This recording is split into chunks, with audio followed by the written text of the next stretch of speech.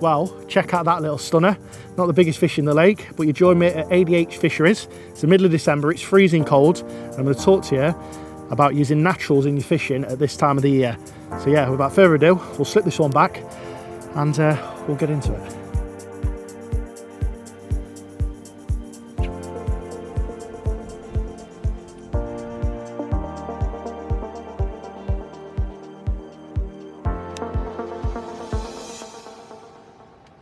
During the colder months of the year, I like to incorporate naturals into my mixers now, whether that's naturals on their own, by that I mean maggots, casters, bloodworm, worms, that type of thing, or incorporate them into my general spod mix that I use throughout the year, which is boiler crumb, corn, hemp, that kind of thing. It all depends on the lake you're fishing itself and the venue rules. So here at ADH Fisheries, I've got some maggots with me.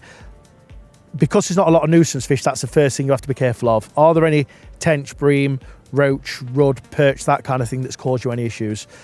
And then how many of them? So for example, here I'm tipping my hook baits with the maggots. I've had one perch this trip, and occasionally I've had the odd maggot pulled off, but nothing to actually worry about. If my hook baits were coming back with no maggots on whatsoever, I'd completely eradicate them and take them off my hook bait. I would still use them in a spod mix because I don't think it's bad enough here, but I would definitely take them away from my hook baits. Now, if I was going somewhere where there were a few more roach, bream, or I was nicking the odd bream or tench, then that's maybe when I'd sort of come away from the natural baits. However, venues like this, you haven't got a problem, but if you put them in your mix, I promise you they will turn those sessions where you'll catch 2 or 3 fish into 6 or 7, and those hard days where you're looking and staring down the barrel of a blank, where you'll be able to nick one. They've got that type of edge. So here, we've dedicated ourselves to using maggots. So like I said, I've been tipping hook baits off with them. 2 types of things I like to do. I like to use dead and I like to use alive. If they're alive, I keep them in maize, I bring a riddle, I put holes in the top of the bucket just to keep that air ventilation flowing through. When I want to use them, I riddle them off, put the ones in the bucket I want to use, then cast them out. If you use deads, they're a whole thing completely. So obviously they'll be frozen when you bring them to the bank.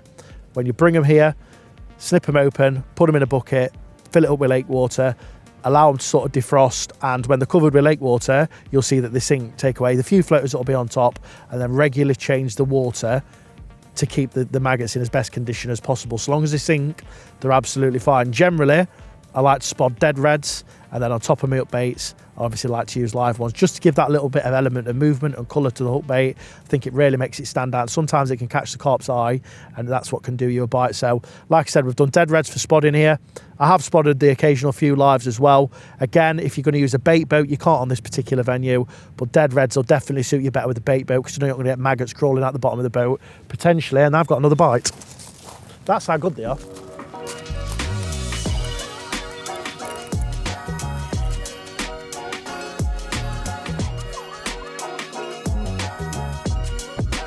Well, Rod's gone back out there. If that's not proof in the pudding that naturals at this time of the year really do work. Rudely interrupted by another mid-20, cracking fish again. And yeah, I'm a big believer that sessions like this I probably would have caught the odd fish, but having those maggots in the mix definitely makes a difference. Now, it's not just maggots you can use. Like I do like using chopped worm. You don't need kilos and kilos of the stuff, but one thing, if you are going to use worms, don't chop them up in advance. Take them out, riddle them, put them in your landing net, give them a shake, get the soil off, put them in a bucket and chop them up as you go and as you need them, because otherwise they're just going to die, they're just going to go stinking, they taint everything else, and they lose all of that pulling power from the amino acids that you really want with them. Casters, again, you have to look after them. Casters are probably my favourite out of the bunch in terms of naturals, but you have to look after them, so make sure that you keep them fresh at home in terms of they're in sealed bags, wrap them up in a wet paper towel, no light whatsoever. Take them out of the fridge when you come on your session, get here, fill the bucket with lake water again, put them into the lake water, take off any floaters, and again, change that water, a bit like the dead reds, just keep changing that water once every 24 hours with fresh water, and it'll keep them in tip-top condition throughout the duration of your session. One big thing with natural baits is make sure you look after them. It's no good going to a tackle shop and spending your hard-earned money, spending hundreds of pounds on this sort of stuff if you don't know how to prepare them and look after them to make sure they're in tip-top shape, because you will not get the best out of them, and all you'll do is you'll get frustrated on the bank when you take the lid off, your caster's gone black, they're floating down the other end of the lake and seagulls are nicking them off the surface. So make sure you look after them, and if you do, I promise you they will put more fish on the bank for you this winter.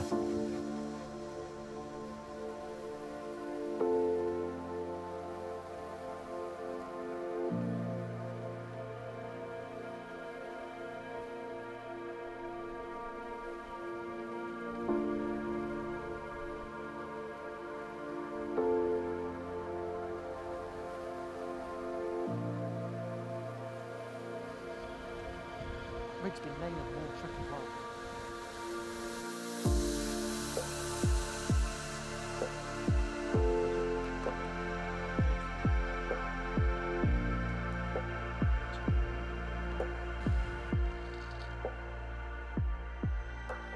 So this is the rig I like to use when I'm using maggots.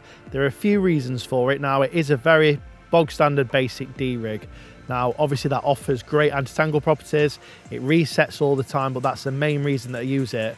Whenever you're tipping your hook baits with maggots, there is always that chance, if there's nuisance fish in the lake like perch, roach, even tension bream, they're going to be sucking and blowing at their maggots, trying to pull them off all the time. And it's essential that your rig always resets itself no matter what happens. And again, that's why I like to top it using waft as you can. Just use maggots, put 20, 30 on the ball, tie them together. If there was no nuisance fish and I knew that, I would probably go down that route. But if I'm unsure, I'll always put them on top of a normal hook bait so that if those maggots do disappear and get nibbled to bits during the hours of darkness or whenever, you've still got a hook bait on there, which means you'll still get a bite. So like I said, there's a few reasons that I use it. I've got around 9-10 inches of fluorocarbon on there, 20 pound fluorocarbon. I've got a super sharp size 4 apex curve hook, which is my favourite, and at this end I've got a long rock bottom tungsten anti-tangle sleeve. The tungsten just ensures that it's nicely pinned down to the deck, and yeah, it's a pretty bomb-proof rig. Cast it anyway, it won't tangle, resets, and yeah, the hook to landfish ratio is great on it. So when using maggots, this is a rig I like to turn to.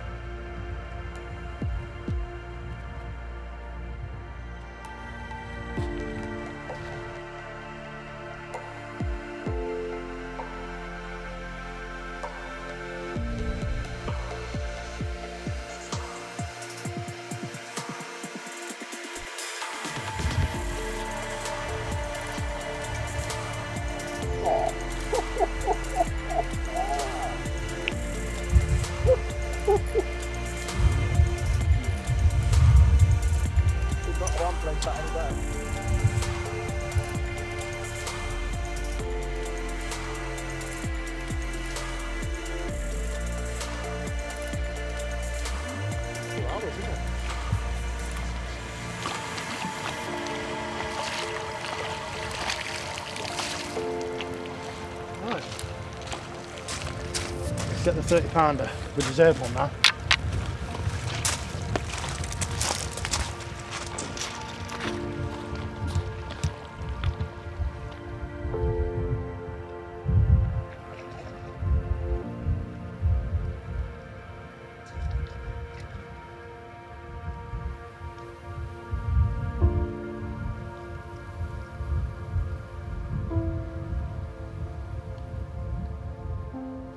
Not really. No. Well, if that's not proof in the pudding that getting on those naturals this winter will definitely increase your catch rates. This lovely 32 pounder from ADH Fisheries. Let's get him back. Thanks for watching.